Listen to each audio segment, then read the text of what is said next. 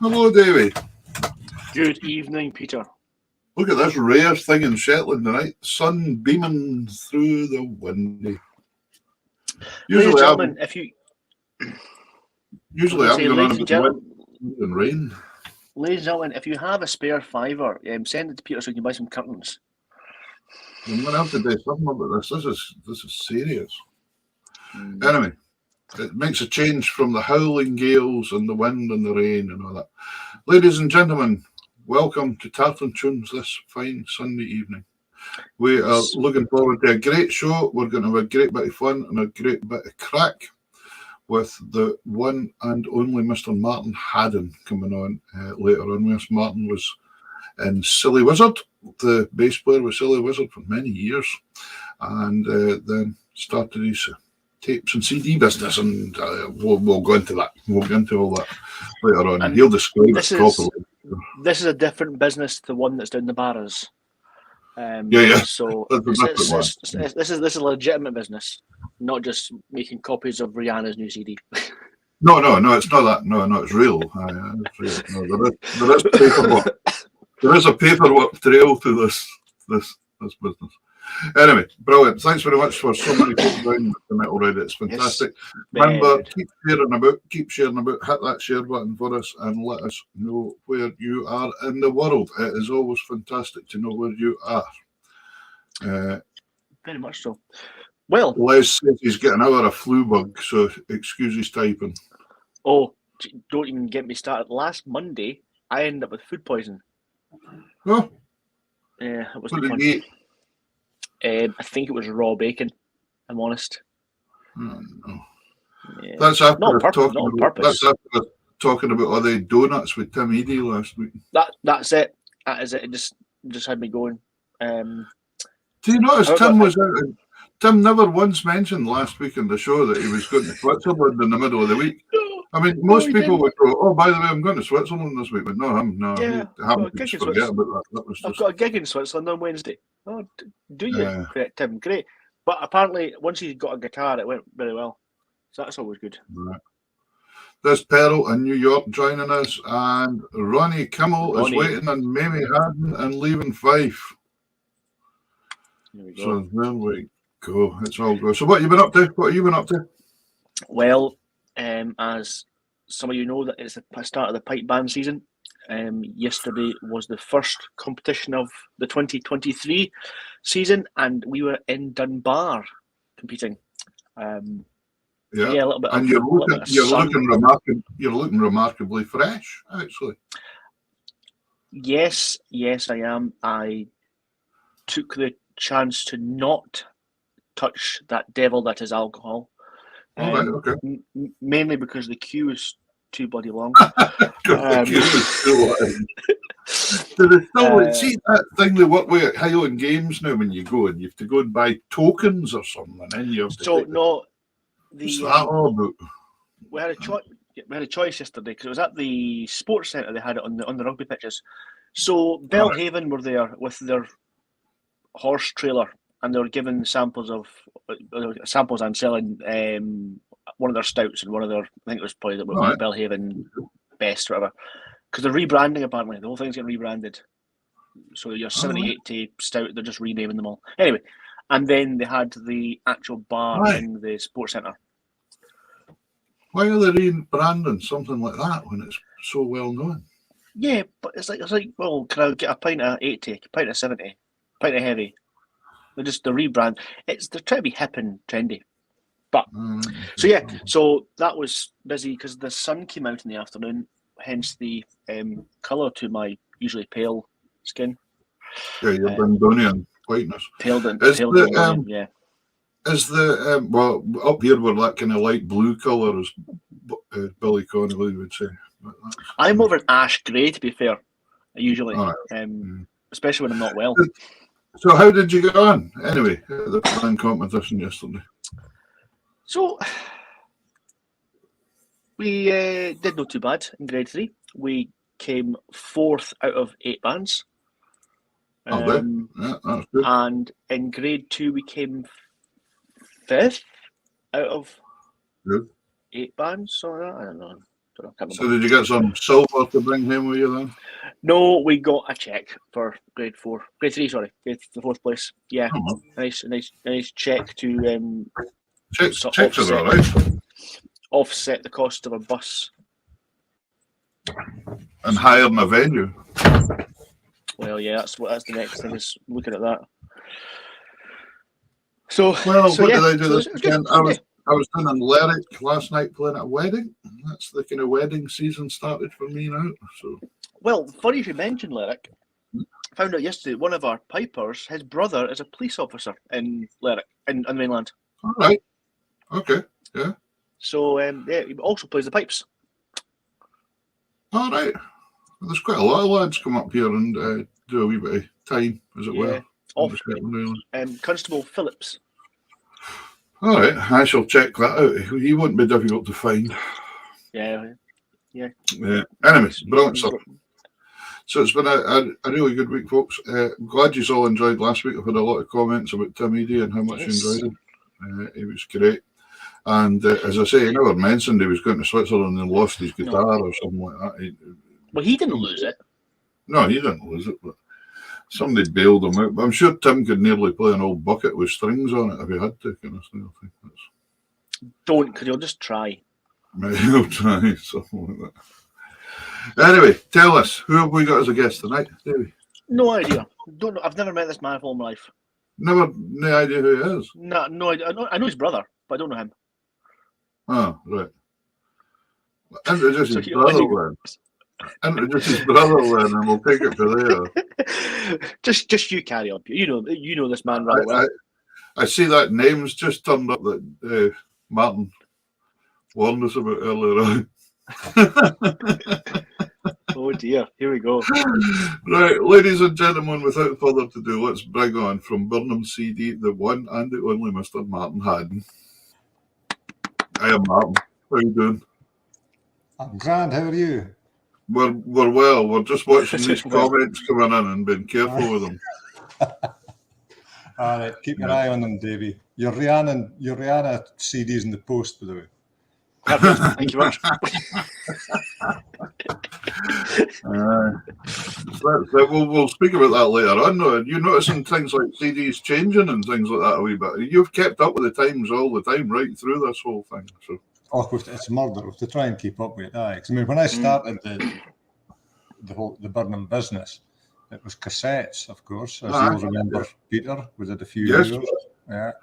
My very first cassette that I done with Andy Ramage, Harness, it was called Dancing in the Waves, and that was a man coming over to you to pick it up with Andy. Andy drove us over and we picked it up with it. Now, for those of you that are watching and don't know what a cassette is, it's a little bit of plastic with a reel on it, and use a pencil to rewind it. Yeah. Is he ever sending it every week? Yeah. Youngins.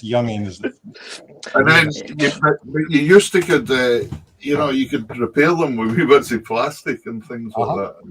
Sellotape, aye, you could fix them with sellotape. Yeah. Anyway, we used to do. I remember we did a lot of those CDs for Harness. You guys used to sell a lot. Yeah, I used to. There was Andy Ramage and Neil Matheson, the big fella that played the accordion. And when Neil passed away, that's when I went in to help Andy out for a while, and I was there as well. It was good though, great. It was the kind of last of the days I'd been able to tour about the pubs and that and play the West Coast of Scotland kind of style thing. You used to could.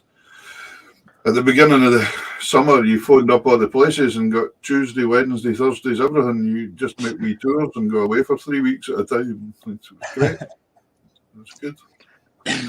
But it's harder to do that now because a lot of the pubs aren't willing to pay out the money or that anymore. No, that's it. To do it. But anyway, Martin, going right back, a quick right back. Silly was your first kind of big group as such, was it? Wasn't it really? No, it wasn't. Well, you were in folk. Yeah. Well, I started off at school. I know that my pal Stephen Donald's watching. Mention him now and get it out of the way. I'll get this out of the way. There he is, right. We formed a band called Bunker Hill when we were at school. I was 14, Stevie was 15, I would think, or thereabouts. And we had a drummer, Scott Reeves, and I think we had a rehearsal once with a piano player, Cowan Doby. He was a younger brother of a guy in my class at school, and we tried to get a bass player, but we didn't have a bass, which was a bit of an obstacle. And then the band split up because when we went to rehearse in the hall in Alyth, and on the way back, Scott and I were getting the bus back, and Scott looked a bit younger than me, so he tried to get half-price fare on the bus, but the conductor wouldn't believe him. So that was the end of the band because he couldn't afford the transport. And I would say that what we sort of played was kind of free-form jazz improvisation, although we didn't think it was at the time. That's just rewritten the whole of modern day history, that we think nowadays that there's bands falling to pieces because of travel expenses, but look at that, it happened to you all these years ago. No, so I mean that was a bit of that was the first time I got together with folk playing music pretty well, really. Yeah. And then the first band I was in was Puddock's Well, which was a band at school. Again, was I still at school? Maybe I just left school. But that was with Andy M. Stewart and Dougie McLean and Ewan Sutherland. And that was quite a lineup for a first lineup. We were at school together, and although they were a wee bit older than me, they started playing music with my brother, and they were playing music together, and they used to come round to the house, and I'd be downstairs watching the telly, dressed like a Bay City roller. They would go up to Kenny's room and start playing tunes and stuff, and I could hear the music and the laughs coming up and the feet thumping. That was the other thing. He used to drive my mother mad. And I thought, this sounds pretty good. And then the main thing was, the main attraction, I have to say, was that at about 9 o'clock or 9:15 maybe, they would all dive out into the car and head off for a pint before they shut at 10 o'clock. And I thought, now, here's me 15 years old or whatever, don't have any pals that drive cars or can get out to the pub and get served, but this could be an inn, and it turned out to be an inn because my brother went off to university, so there was this gap, and I was playing guitar at the time. I'll tell you what. Well, what happened was that they had Dougie and Ewan had a duo at school called Cruachan, and they then asked Andy to join, and became New Cruachan. And they went off to Germany. Ewan's brother was in the RAF, and he was stationed in Germany at the time. This would have been the early 1970s, and he arranged a tour for them around the bases in Germany. So they headed off, and I've got a good story about this. If you have a few minutes. Go for it. It was a great story that the lads told me. I've never forgotten it, even though it was many, many years ago. But when they went to Germany on that trip, they drove. They'd only been about 17, 18 themselves at the time, and they drove, I think, down to Calais and down to Dover and across to France, and up through that way. And of course, in those days, that was way before. I don't think we were even in the EC at that time, the EU, and way before the Schengen. So you had to go through every border. So they got through France, and they got to the German border, and it's 3 lads found about Blairgowrie. I don't think they'd ever been abroad before. No mobile phone or internet in those days, so you weren't able to get in touch with people. And they got to the German border, and this guy that looked like a Sasquatch with a machine gun came around the side of their car, passport. So Andy was sitting at the passenger side, which would be the driver's side. The guy was in there, and Andy got handed out the passports, and the guy.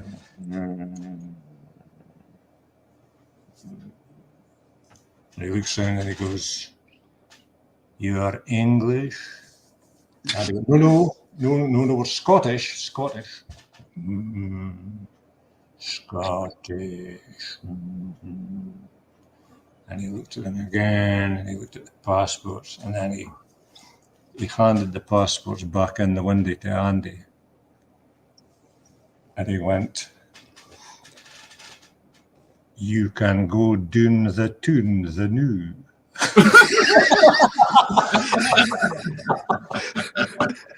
And waved them all into Germany. Oh, brilliant. Not bad. Right, let's have a video. This is Silly Wizard. We'll talk about Silly Wizard because that would be the next step after Purixwell. Yeah. And so here, I think we're going to start off. It's that amazingly famous track of Duncan McGillivray we're going to start with, isn't it? Donald McGillivray. Sorry. His brother. His brother. Yeah. One of my favourite Silly Wizard tracks. Aye, fantastic track. Powerful. Very well arranged. Here we go. Yeah. Donald come up the hill hard and hungry. Donald's come down the hill wild and angry. Donald will clear the Gowk's Nest cleverly. Here's to King James and to Donald McGillivray. Come like way back, Donald McGillivray. Come like way back, Donald McGillivray. Balance them fair and balance them cleverly. Off with the counterfeit Donald McGillivray. Donald come out the hill, but he's the other man, as he war Mike for stung way another man. When he comes back, the sun will look merrily. Here's to King James and to Donald McGillivray. Come like a weaver, Donald McGillivray. Come like a weaver, Donald McGillivray. Push your boot and flamble them cleverly. Halfway King James and with Donald McGillivray. McGillivray. Donald was bucking way, ripe and roguery. Donald has done it way, bangs and baggery, batter and war, wags and waggery. Meeting the devil and Donald McGillivray. Come like a tailor, Donald McGillivray. Come like a tailor, Donald McGillivray. We should put them in November, them cleverly up King James with Donald McGillivray.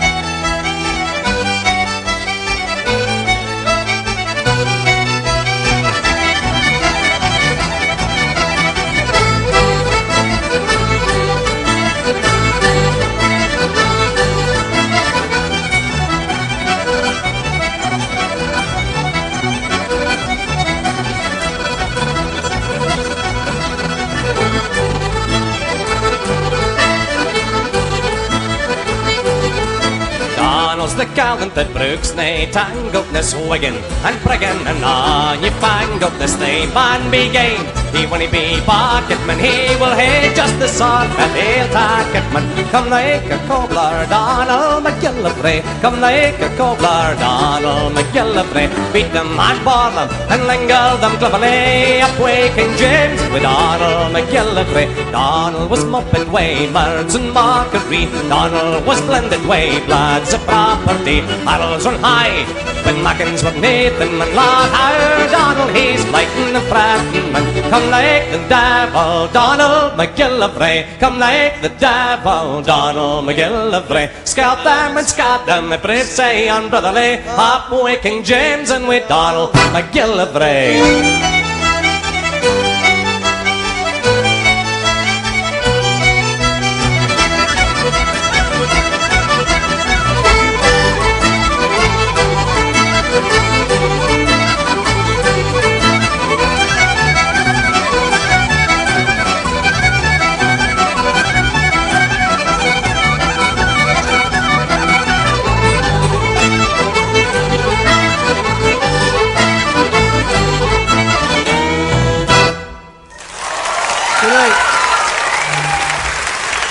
Good night, thank you. Thanks, William. Thank you.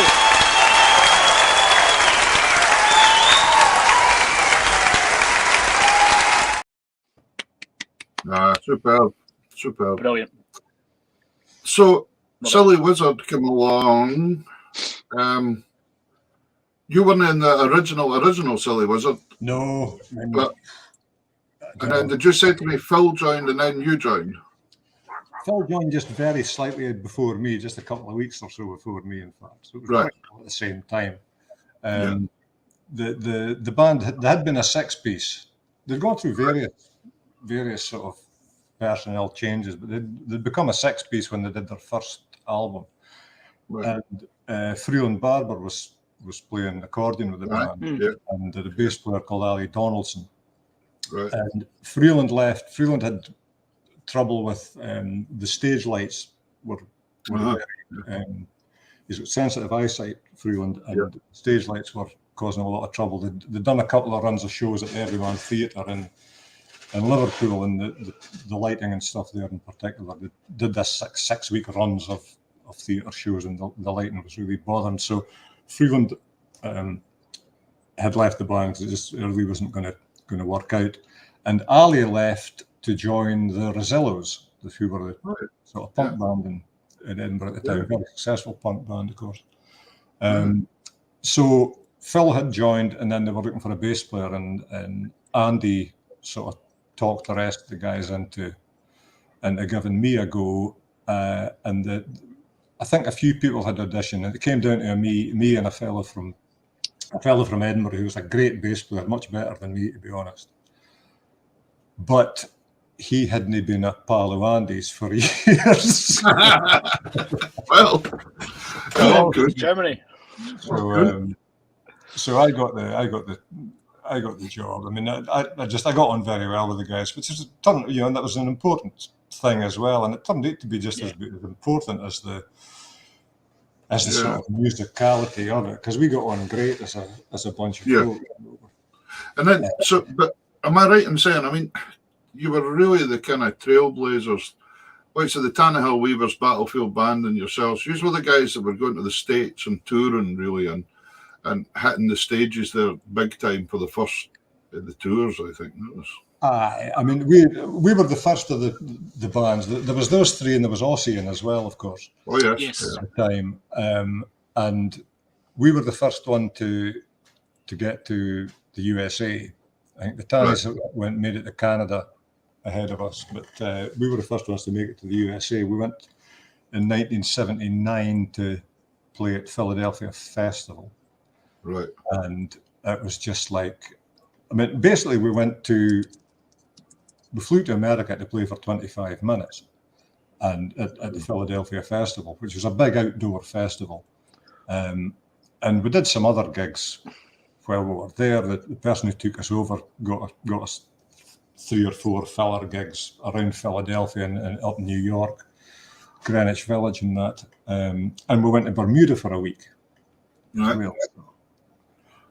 But the 25 minutes opening the Sunday night concert at Philadelphia was just probably the most important 25 minutes of the band's career, because it really things took off for us after that, you know. And I'd say the year after that was probably the best year of the band's existence.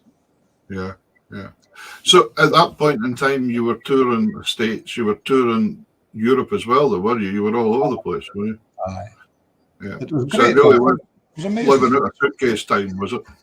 Aye, but I mean, we were all young and single, and it didn't. That lifestyle was quite easy to sustain at the time. Yeah. I mean, I remember in 1980, I think it was, after the first year we'd gone to America in '79. We went again very early in 1980 for a tour, and then we went again in the summer. We went to play festivals up in Canada and stuff. But there was one point in that summer when we played in consecutive weekends. We played the festival at Winnipeg, then Vancouver, then the following weekend was Cambridge Festival in England, and then the following weekend was Neon Festival in Switzerland.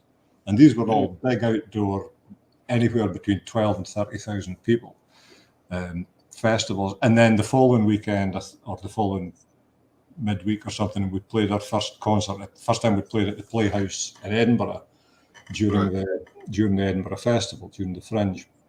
We put that on, and that was a real kind of landmark concert over here. I know people who were at it still speak about that one. It really was a great night. So it was like we had this great. We were really on a roll. We were actually at the top of our game without a doubt. But then Johnny absolutely fell in love with the United States, and he fell in love with somebody in the United States as well. So he moved, but he left the band and went to live in America. And so we plugged on for 4 or 5 years, maybe less than that, 3 or 4 years with just the 4 of us, and it was good enough. I mean, we did well enough with it, and we got to places. We went out to California and up to Alaska, and places we hadn't been before, and we did kind of enjoy it. But you always knew there was something missing. The music wasn't quite so good without Johnny there. The fun wasn't quite so good. Just the 4-piece it didn't feel so much fun as a kind of group when we were out there. The number didn't work so well. So what we did was we were on one tour in the States, and all the gigs that we did on the East Coast, or at least around Pennsylvania, New York, and up in Boston and stuff, Johnny would appear at the gig and do the gig with us, So, and we were going, right, you need to rejoin the band, Johnny. You're going to hate to rejoin the band. He was like, no, I'm not doing it. He was in a country band by that time. He was really enjoying that. He'd done a solo album. He had this family life. He'd got married, and his partner had 2 kids, lovely kids at the time, and he was in a different place, and he enjoyed coming out occasionally and meeting up with us and playing, but he really didn't want to join the band again. And I don't know if you've ever seen that film, The Blues Brothers. Yeah. When they decide they're putting the band back together. Well, what we did was we were by this time we were flying everywhere in the States. We used to drive around in the early days, which was great fun when I think back on it now. But by that time we were flying everywhere, and we used to fly with US Air, and you would get the magazine on the plane, same magazine every day, and in the middle of it, they had these tear out coupons where if you were interested in something, you could tear out this postcard and post it at the next airport, and somebody would get back to you. So we had this thing. So there was one about if you were an ex-Vietnam veteran and you were now looking for some work in America, then send this postcard off with your details. So we just filled in his details and sent it off.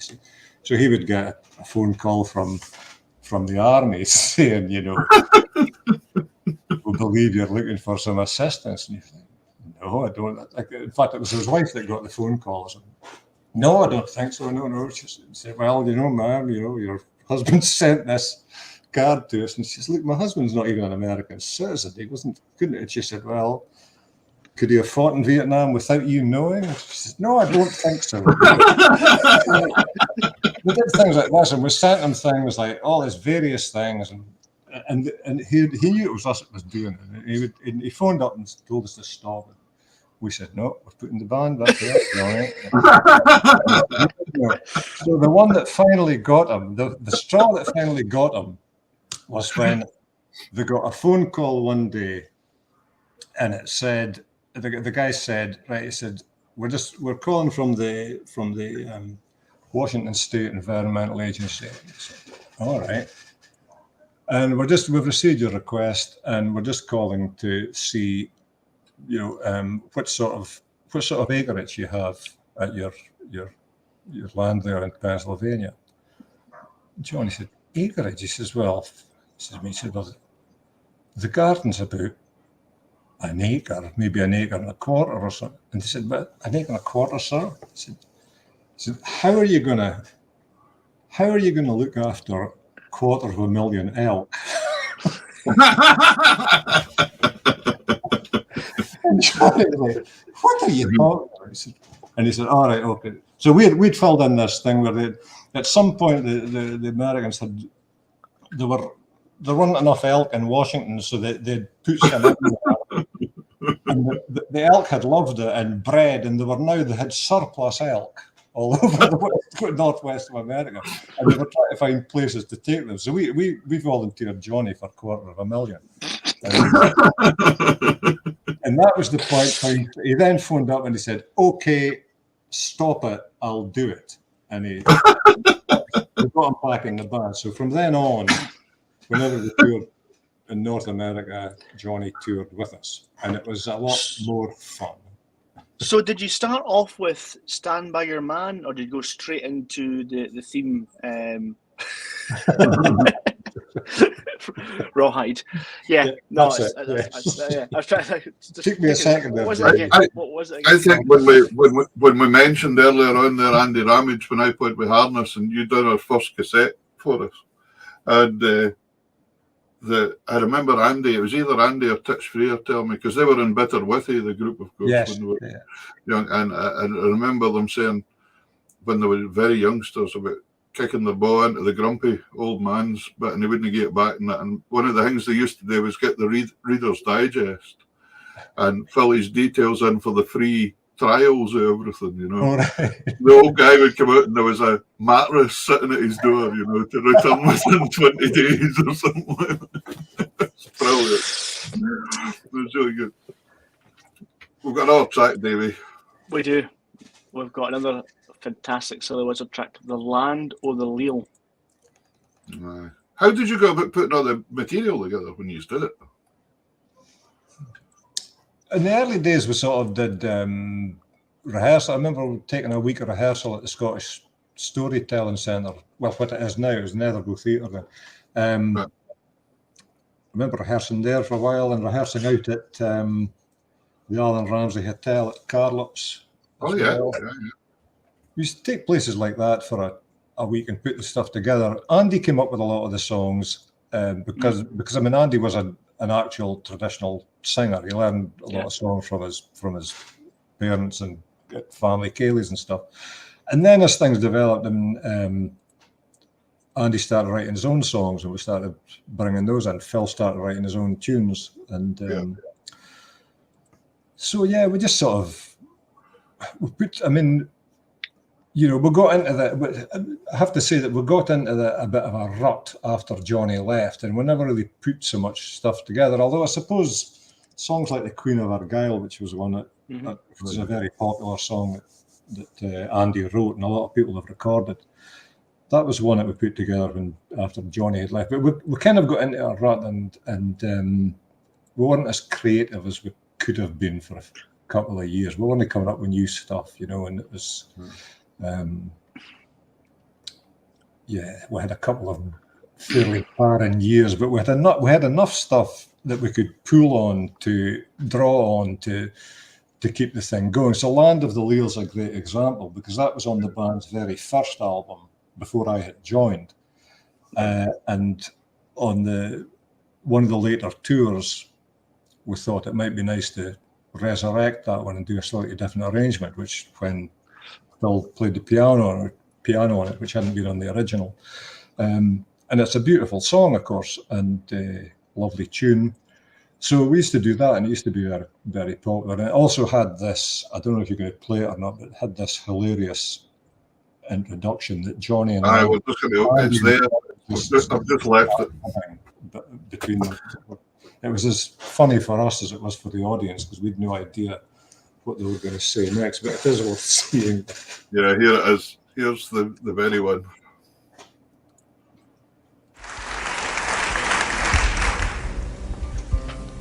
I'd like to sing you a traditional song now from Scotland, and quite an old song, this. Quite an unusual one too, because it's a very sad kind of a song, really, on the face of it. It's a song called Land of the Leal. The word leal is spelt in Old Scots L-E-A-L, and it means something that's trustworthy or true or good all the way through. Kind of like Shamu the killer whale. No. Is that it's in Florida or something? Johnny's been to Florida, and sometimes you get little bits of information from him, but they're totally unconnected with anything else that's happening, so you've got to really try and piece it all together yourself, you know what I mean? It's a whale. It's a gigantic whale with its own theme song. And people swim about with it, and it doesn't tear the face off them or anything. It's a really brilliant thing. So you'd say this whale was actually a leal? It was a leal whale. Shamu is a leal whale. And it has its own... It has its own show. It's actually in better nick than we are. It has a regular show there until its death. Well, there you have it, ladies and gentlemen, the career of Shamu, the killer whale.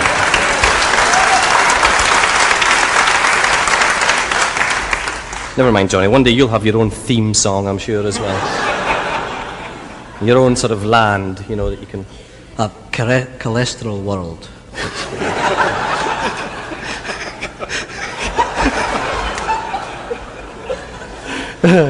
You see, Scotland's one of the very few places left that cigarettes and fried breakfasts are still good for you.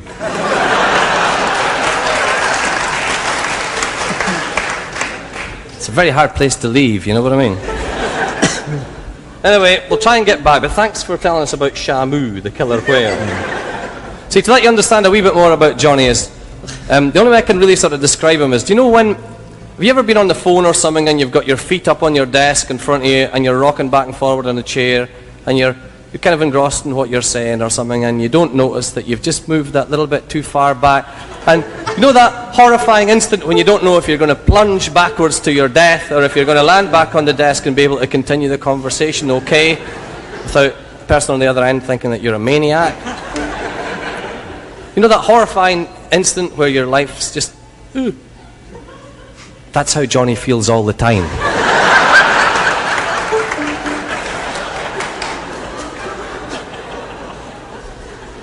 Yeah. Anyway, we'll press on with this song and see what happens.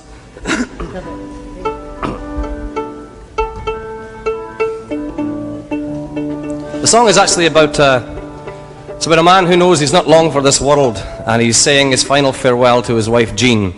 And he's saying that although it's a very sad thing to part in that way at the end of a life, that it's only a temporary parting, that they'll meet again in the land of the leal, which is heaven. So here we go.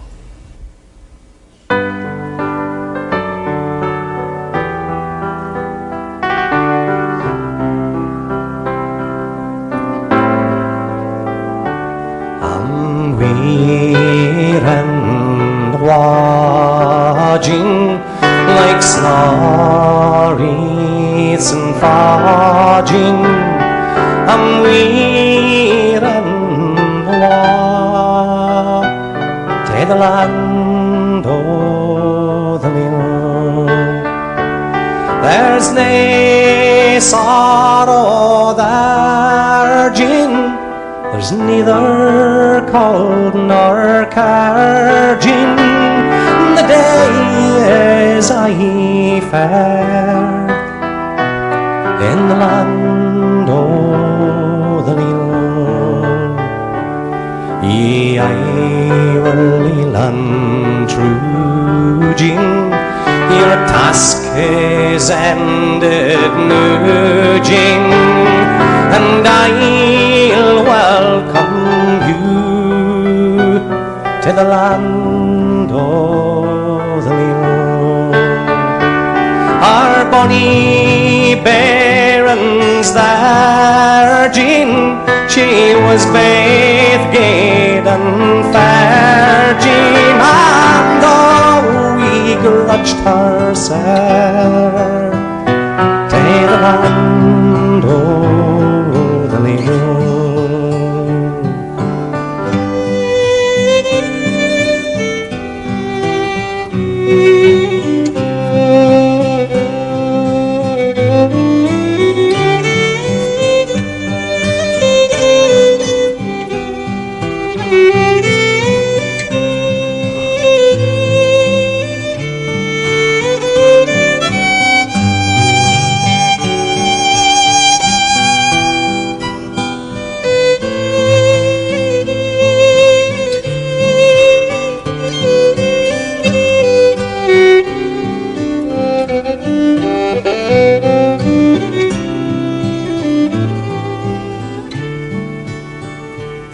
So dry that tearful eye, Jean, my soul longs to be free, Jean, and angels wait on me in the land of the leal.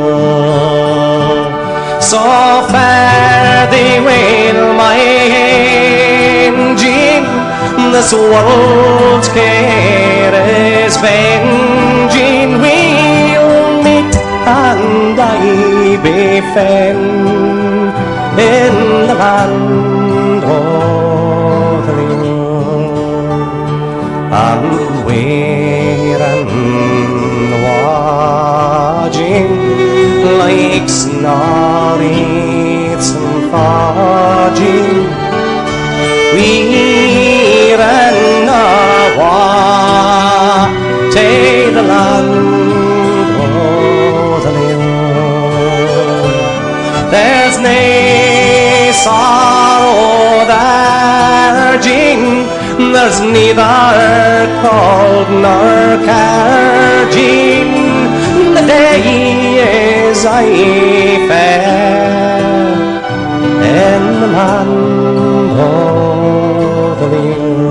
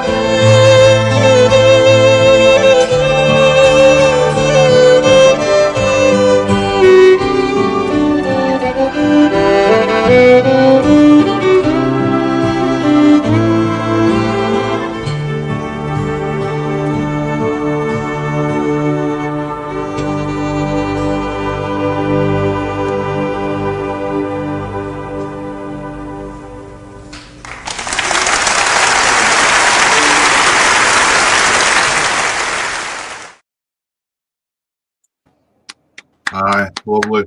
He's some Miss Johnny, isn't he? Oh, I know. Andy Tay. What a bra! Yeah, I'll tell you what, absolutely. this is what bra hair that I had then. See the colour of it? Yeah. You can still get that colour. No, Being I'll read cute. to it. See, before we leave the silly wizard days, there was a pal of yours and mine as well, Fred Corsey, got in touch through the week. Oh, yes. And you were telling me earlier, Fred, and you even shared a flat for a wee while together before we come on here. We shared it. Well, we first of all shared digs in Aberdeen. We stayed in digs when we were in Aberdeen, 1975 or something. We stayed in this place up at the top of George Street, and what was it called again? Elmbank Row, Elmbank Terrace or something. There was 16 of us. 4 to a room in this. It's like, and everybody else was students. I was working as a welder at the time out at Marshall's trailer at Buxford. But that's when I got to know Fred there. And then you must have been the only one with money as well if you were working. I was, aye. In fact, the guy who rented us the room said to me, "Didn't tell the rest of the guys that you were working." Because he because he thought there might be a riot because I was just paying the same rent as the same digs as well. So I had to pretend that I was at college or something, and I can't find it, wasn't it, at college? But anyway, so that's what I knew Fred, and then when I got asked to join Silly Wizard, I moved down to Edinburgh, and Fred then got a job as sound man with the Battlefield Band, and after a while with them, there was an opportunity to come up there. It was quite bad of me when I think on it now, but they had a period of a couple of months where they weren't touring, and we were looking for a sound man. We needed a new sound man, and Fred and I were sharing a flat at the time. We stayed in the same flat. It was four of us in the flat, I think. And so we basically poached Fred from the Battlefield and he came out to America with us. He was with us for quite a while, and I'm still very friendly. See Fred himself running in Glasgow. Davey, were you going to ask something? Yeah, I was going to just mention that we better not tell our guest next week about this story because it might bring up bad memories. Who's the guest next week? Ian McDonald. Oh, right. No. Either I get on time. This was before Ian's time in the band. But no, so Fred messaged me a wee message earlier on, and he says, "Oh, there's Gary Peterson putting us right with Salisbury Road flat." Salisbury Road, that was the flat, yeah. Just opposite the Commonwealth Pool. Yep. Gary, but Fred said, "Could you ask Mr. Hadden, where is your sombrero?" Well, it's in Anchorage in Alaska. What's that about then? Well, where else would your sombrero be, Peter? No, on our first trip to California, with a couple of days off when we were down around San Diego, so we went down to Tijuana in Mexico just to see what life was like down there, and it was rare actually. It was a great place, but we thought while we were there, we thought we'd better enter into the spirit of things, so we bought the biggest sombreros we could possibly get, five of us, and we came back. You couldn't see at the back of the car coming back with these sombreros, but I can't even why, but later on in that tour, we went up the coast, straight up the American West Coast, and we ended up in Alaska doing a run of gigs in Alaska. And I can't remember why, but for some reason, my sombrero ended up being left in a hotel in Anchorage in Alaska. I always thought it'd be a great name for a tune. My sombrero is in Alaska. But...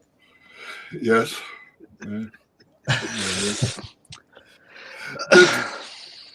So you were travelling a lot of travel by car then, and then you started playing. You said so. It must have been In the early days, we would, of going to America, we would travel about in a car or a van.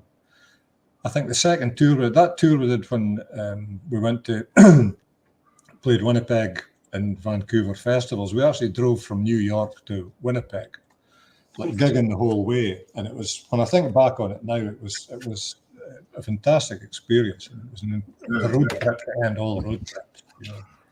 And we drove up through Wisconsin. It was the height of summer, and we'd never known heat like that in our lives. It was like in Fahrenheit. We were in Chicago, and it was 113 degrees in Fahrenheit. I'm not sure what that is in Celsius.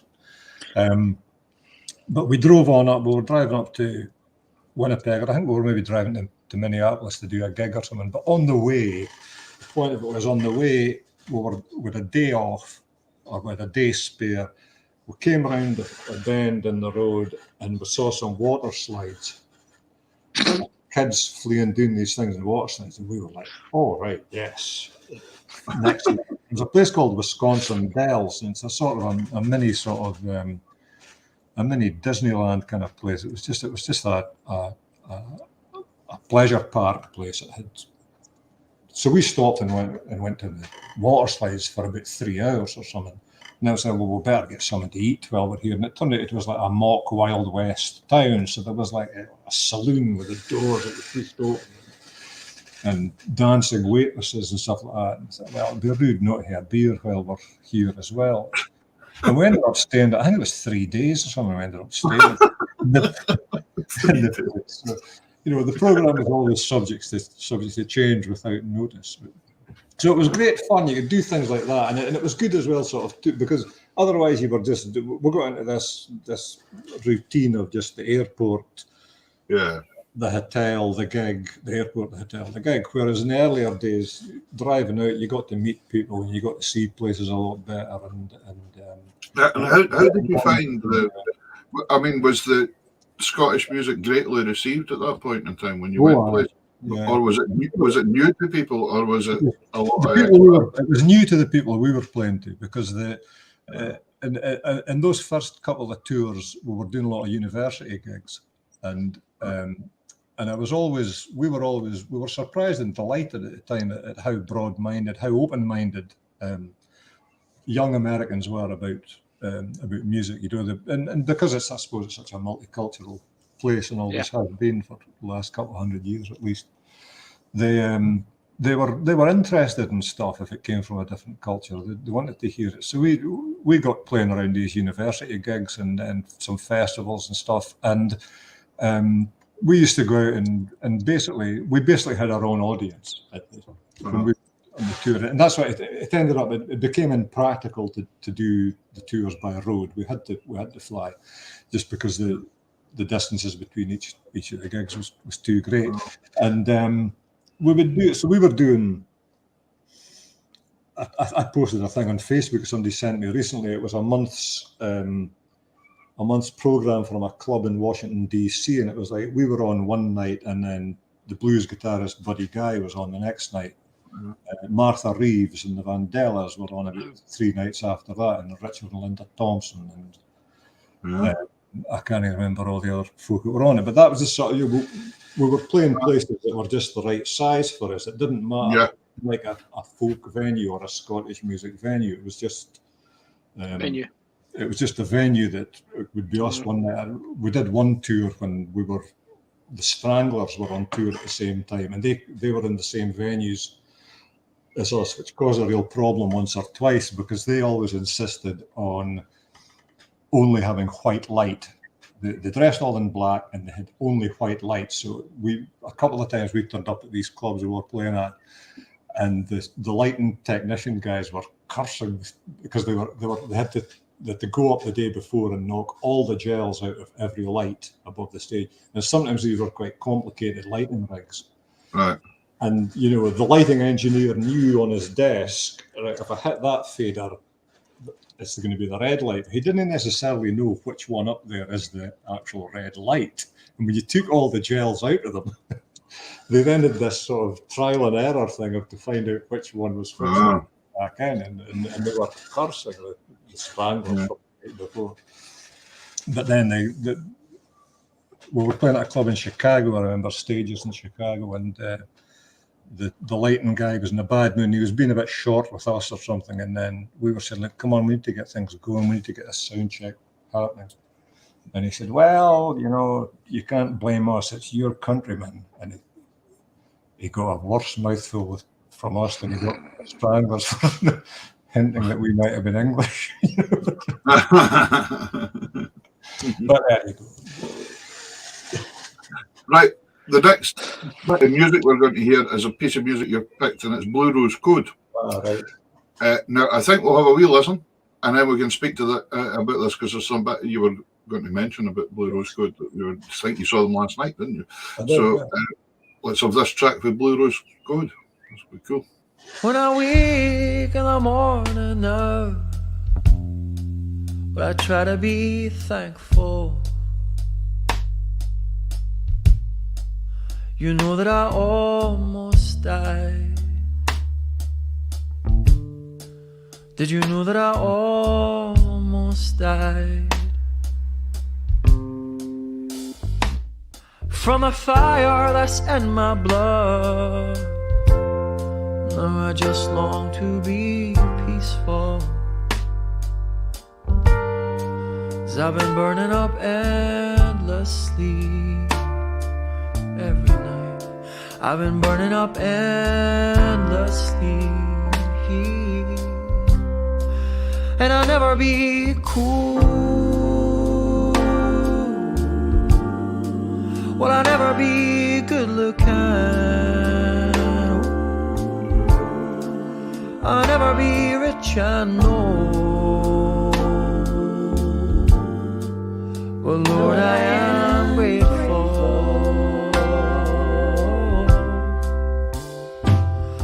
Unfold in my eager arms, love, and I will lay you down easy. I want just to know your touch, baby. I want just to know your touch. 'Cause you had eyes that are as black as night. Your smile is shining like galaxies. You know that I treat you right. I will. If only you let me. And I'll never be cool. Well, I'll never be good looking.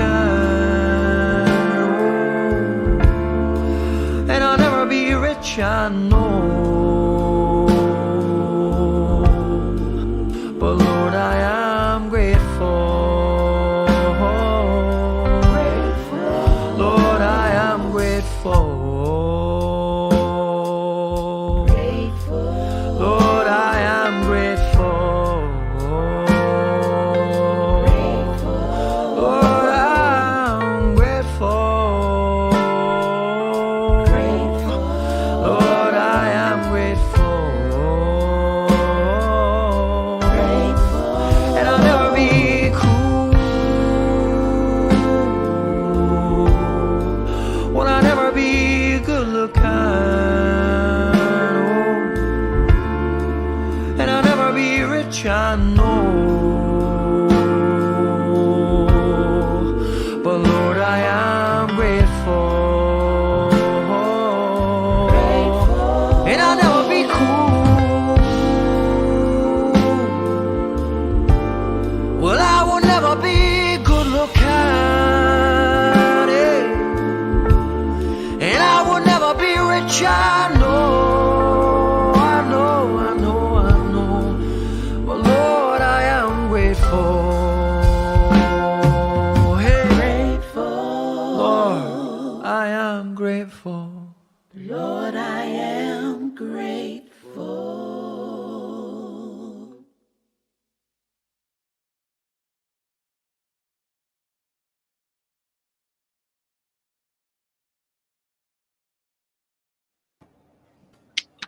Yeah, it's a great song. Fantastic, that, isn't it?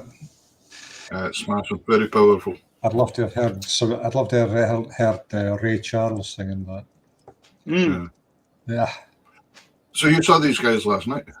Well, no, I saw Blue Rose Code, or Ross Wilson was part of I was at a concert last night at Perth Concert Hall, which was a tribute concert to Gavin Monroe.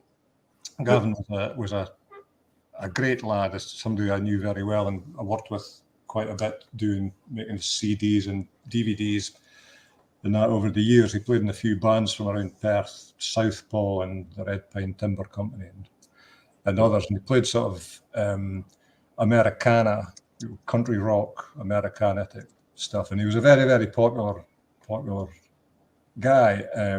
And he had quite an eventful life. I saw one of his bandmates I noticed online the other day in the run-up to the concert, described him as a complicated guy trying to lead an uncomplicated life. And I thought that summed him up, as far as I knew him anyway, very, very well. Gavin had a lot of demons to contend with in his life, and ended up ending his own life last year, which was a great shock to a great many people. So they did this concert last night as a tribute, and Blue Rose Code was there and sang a couple of songs early on in the evening. And then later on, the show itself ended very abruptly halfway through the second show, when the bass player from the band collapsed on stage, which was very concerning, obviously. But I saw a message from the band today online saying that he is okay. He's taken to Wells Hospital. I don't know what caused him to collapse, but he just keeled over in the middle of the song. It was terrifying. Very dramatic thing. But what I wanted to say was that the show last night was to honour Gavin's memory and his music. And the proceeds from the show would be split between Help Musicians Scotland and Andy's Man Shed, which is a national charity to help young men who may be struggling, young men in particular, but all men really, who may be struggling with life, and trying to talk them away from thoughts of self-harm and suicide. Yeah, good. And I saw a well today, which ties in with it all, of course, was, I mean, I've known a lot of people in my life who've taken that way out. It's a terrible thing. But I saw today would have been Gordon Duncan's 59th birthday. Right. And it was a great concert up to that point. But I'm very happy to know that the bass player's okay. It's called David. No, it's not. Yeah, I know. I did some work for him about 20 years ago. I think he's Australian, but he's lived over here. Right. Well, he's a great musician. Taking you on from the music side, just to get away from that a wee bit. Once you come out of Silly Wizard, etc., and that, or was it during Silly Wizard that you set up Burnham Tapes? There was a sort of overlap, because we knew we were going to do. We knew we were doing one more tour, I think, but because with an album, we recorded an album with that to promote for the last tour, so we ended up doing one more tour, and we knew there was going to be just one more tour. So in the intervening period, a year and a half or 2 years or whatever, I set up this business, Burnham Tapes. It was at the time, which was and it was to offer real-time cassette duplication, which meant that people could get. At that time, the only place in Scotland that did cassette duplication was up in Wick.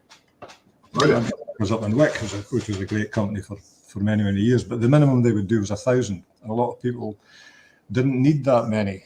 So there was a lot of music not getting released that could have been.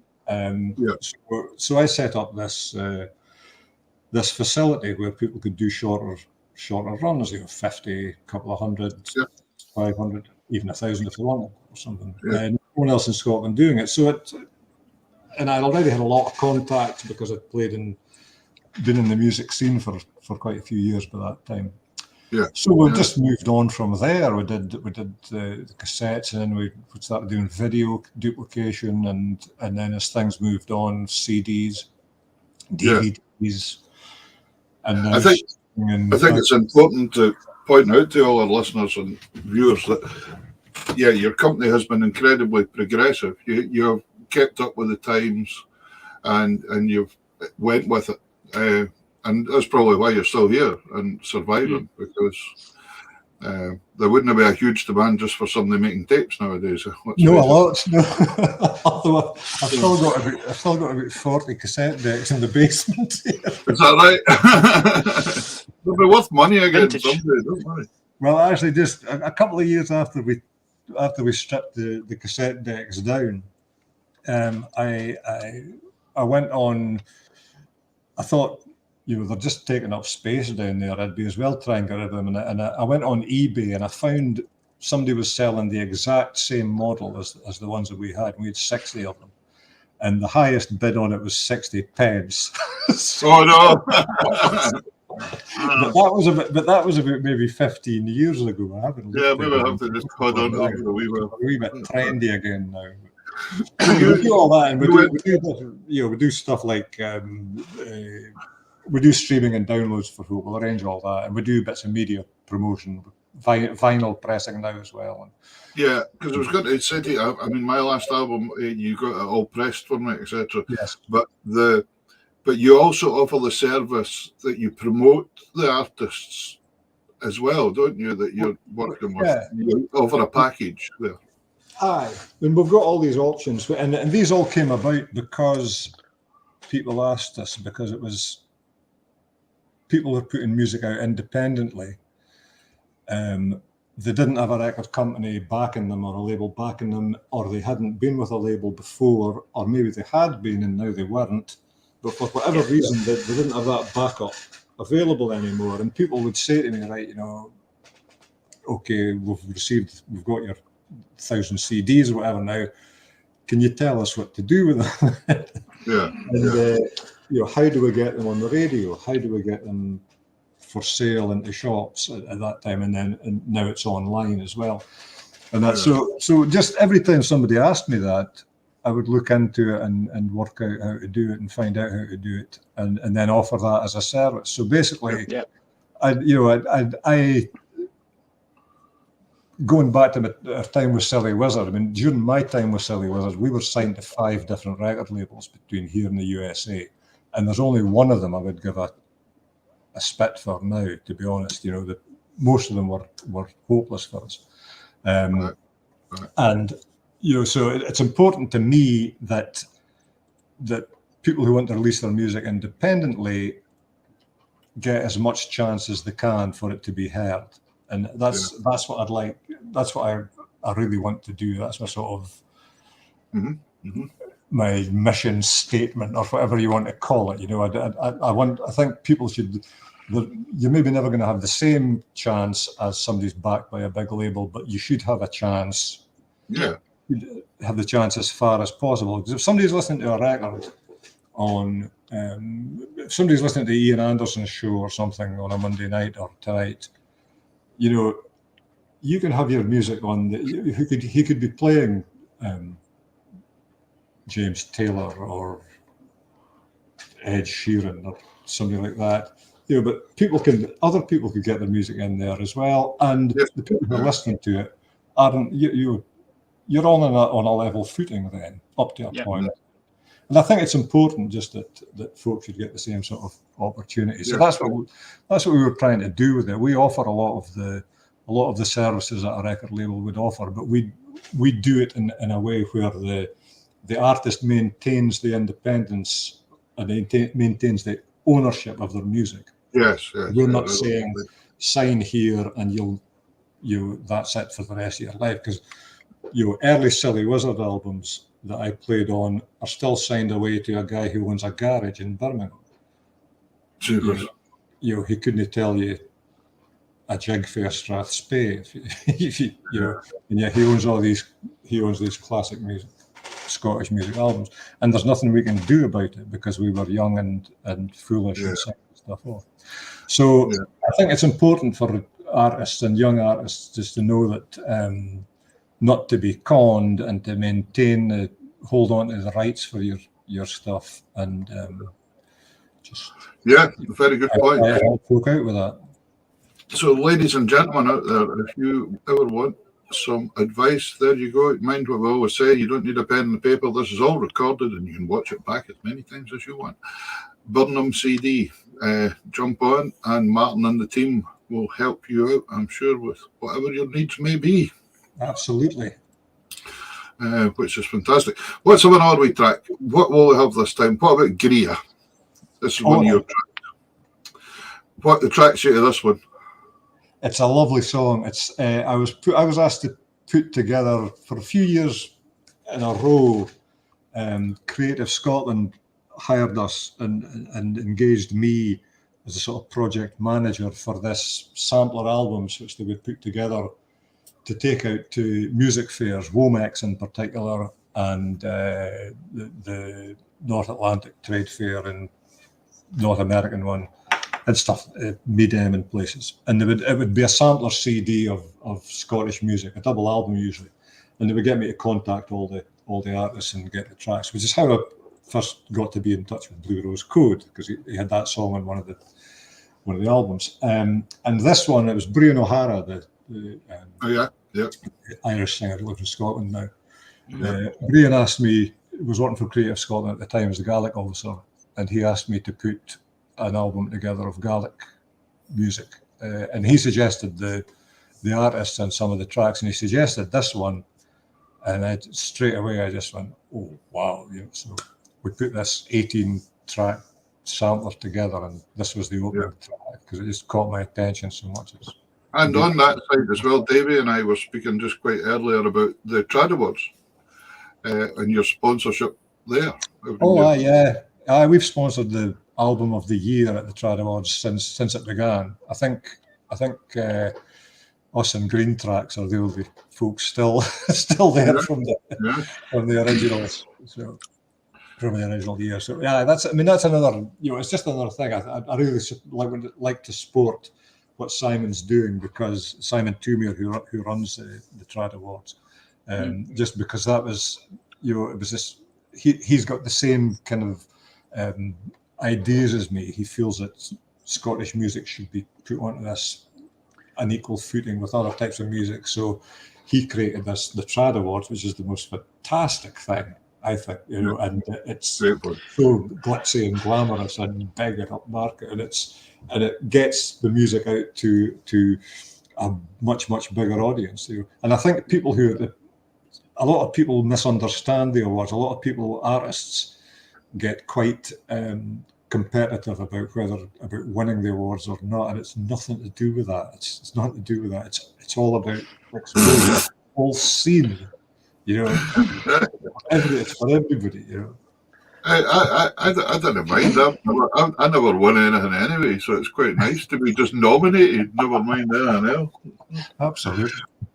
Do you know something? I never won anything in a raffle until I stopped drinking 10 years ago, and every gig I win a bottle or something now. I stopped drinking 5 years ago, but then I don't gamble either, so I never mind. That reminds me, well, I did a gig with Peter and his band. Was that last year, October? I think so. Yeah, you're right. In Fife, and they brought in there was a box of chocolates. We'll put that to the raffle, and we all got given raffle tickets by the organizer. And I won the box of chocolates they brought in. Yeah. That's life. But here you go. It's a wonder our lot gave up a box of chocolates. I'm telling you, you didn't. You took them. We took them. You took them. Anyway, here we go.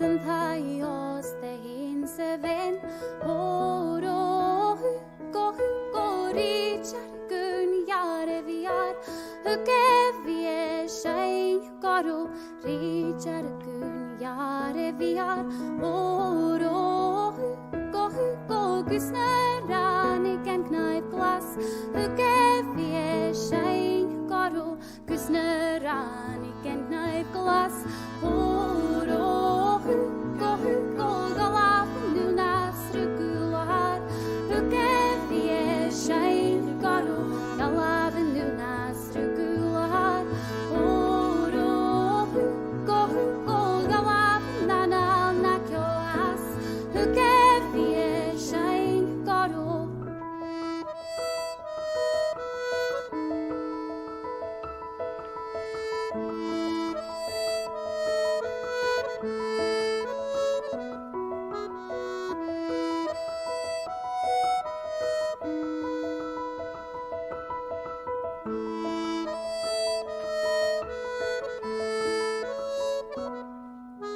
Yalavin nana nakyo as Horo hukko beser varten gulir Hukke vie shain garo beser varten gulir Horo hukko beser hinja gua Hukke vie shain garo beser hinja gua Horo hukko gusachurin korkuki Hukke vie shain garo gusachurin korkuki Horo hukko gusachur van urkukrap Hukke vie shain garo la vari charukal Horo hukko santai os tein seven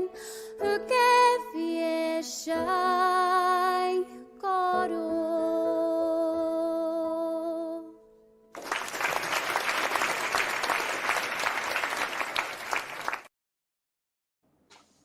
Yeah, that's lovely. That's lovely. Yeah. Voice. What I want to do, Martin, you've had a lot of strings to your bow now over the years, but I want to credit you with some stuff here, so as the folk at home know that some of the stuff you've been involved with before we're finishing off tonight. It's been great having you on, but I think we really do need to recognise you for a lot of the things you've done. One of the things was sponsoring the Trad Awards there. Another one was setting up Heartland FM. You were one of the founders of Heartland right away back. Well, that was up at Lochray, wasn't it? Originally, it was in Pitlochry, yeah. I mean, the group who put it together were sort of based around Highland Perthshire. The people who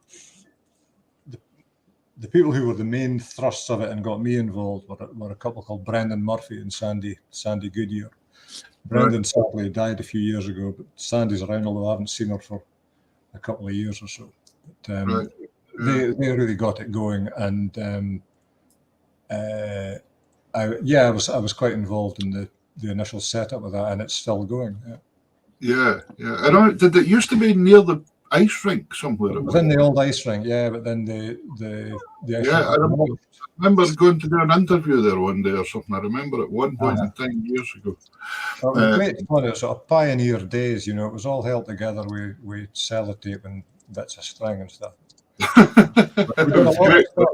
We did a lot, and it was early days of community radio, and yeah. That also led you on to doing some work for the BBC as well, though, didn't you? You done some of the travelling folk a couple of times. I did, yes. I was. I was sort of on the reserve list for a while for a few shows. So like I did travelling folk a couple of times when Archie Fisher couldn't do it for one reason or another, and then I used to present. I was on the sort of rota of presenters for Live at the Lemon Tree, which came from the Lemon Tree in Aberdeen, and that was a big budget show. It was Friday afternoons, live music. The first time I did it, it was John Martin was the guest. Right. Yeah. Absolutely mind blowing. And then we did other ones with people like Courtney Pine, the jazz sax player, Hank Langford. Oh, I can't remember now. There were quite a few of them. The Poozies. I remember the Poozies was a great one with Davy Steele as well. It was great fun. Yeah. And there was a few other programs. I used to be on the sort of review panel on Travelling Folk quite often. And stuff. Yeah. Excellent, good. And then a wee connection there with Andy Shearer. I don't know if you know Andy. Do you know Andy? Oh, aye. Andy. Do you know Andy? Because Andy was manager at the Lemon Tree at one point in time. Yes. And then he went down to the Perth Concert Hall, didn't he? That's Well, right. Is he still there? Is he still at the Perth? Yeah. I've spoken to him for a long time. We used to all pal about together when we were in Edinburgh 35 years ago. Gary West and Andy and the whole lot of us. In fact, Jamie, Andy's brother, used to share a flat with me at one point in time. So, right. But it's funny how it goes. But then, Andy went to the concert hall. Now, you were a director at the beginning of the concert hall, wasn't you? It was at Horsecross. It wasn't at the beginning of it. It was. It had been. I came on to not long after the hall had finished, had been completed and had opened. So there was a committee a committee of directors had taken it. A board of directors had taken it through to then. Right. And I think I came on a couple of folk at the stand down, one of whom was Stuart Cosgrove. I don't know who the others were. And they advertised for people with various different skills to come on the board, and I was accepted, and had 6 very happy years there. Yeah.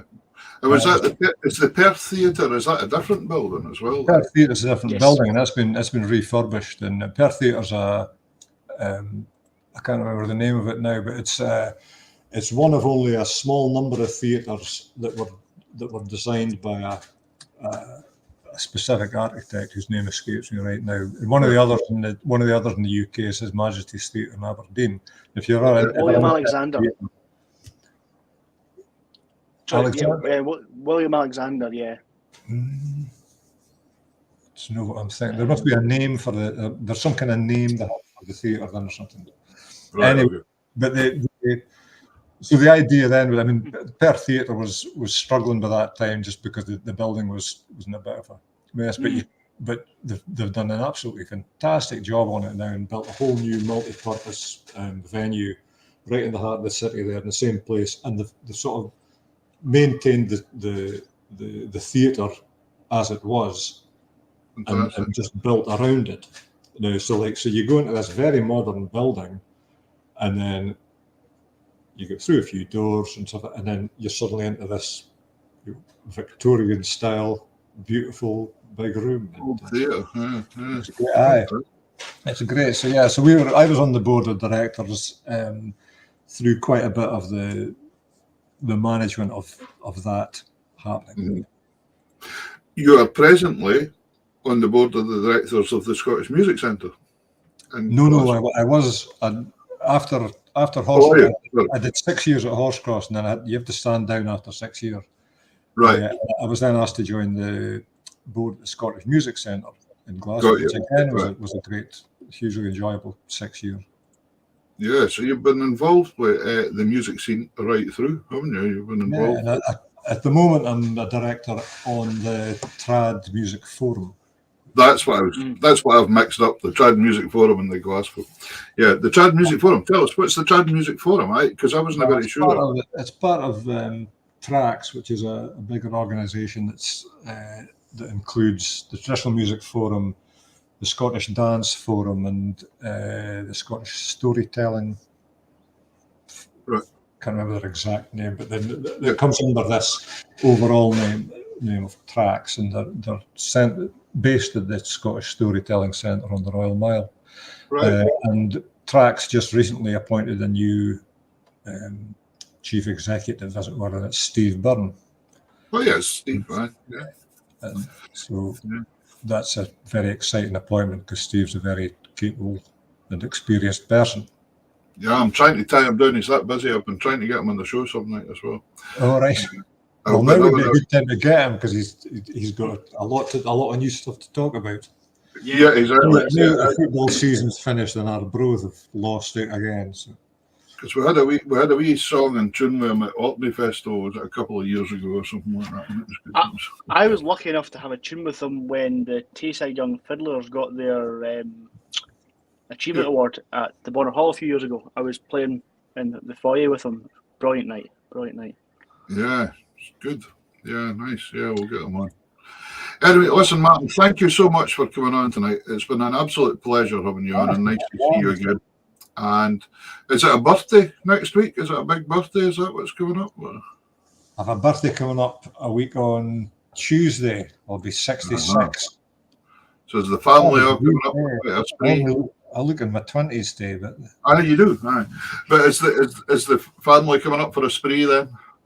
Aye, they're coming up on Sunday night, and we'll be having a meal on Monday, I think, because we've got various commitments. Well, my son Callum runs the business with me. He's in Perth, and then my 3 daughters are all in Glasgow, but they're managing. They're coming up. But, and I can't remember exactly how it's working, but it'll be around about the time of my birthday. Anyway. Well, have a great time anyway. Thank you very much. Fantastic having you on. And anybody out there, remember, if you're looking for any CDs or any, I'm saying CDs. See, I'm behind the times now. If you're looking for streaming advice, if you're looking for releasing music advice, vinyl's the big thing in it as well.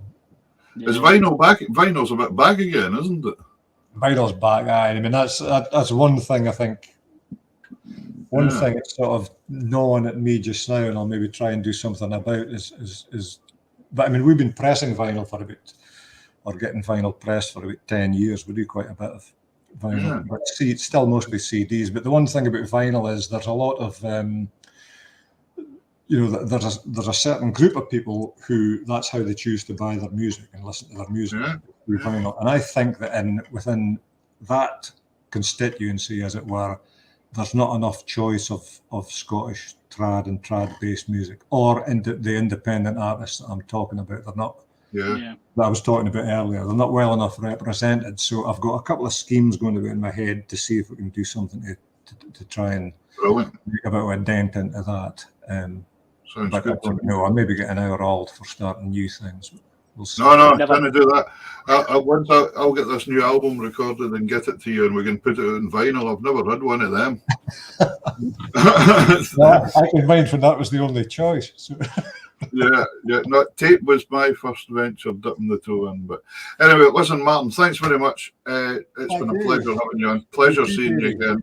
We'll surely catch up in real life somewhere before too long. Thanks very much. Hello to all the family. Take care. Have a great week next week. Take care. Thank you very much, Peter. Cheers. All the best, Martin. Cheers, David. Thanks a lot. Thank you, Martin. Thank you. We're going to have a wee chat to finish off. What a lovely man. Pick a number between 1 and 4. 4. 4. We've got Callum Stewart, a previous guest of ours. Yeah. And the 7 Men of Glenmoriston. So a bit about Ulan Pipes, and this is one of Martin's choices today. So let's have a listen, and then we'll chat about our guest for next week. Magic.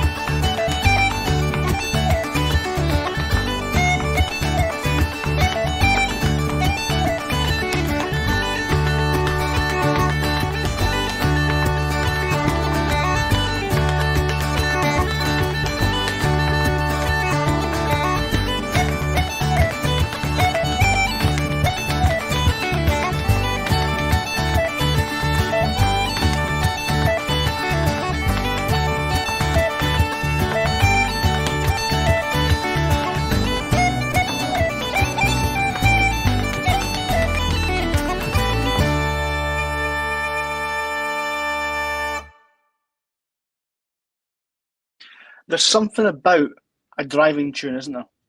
It just fantastic. Amazing. Fantastic. Yeah, really good. Fantastic.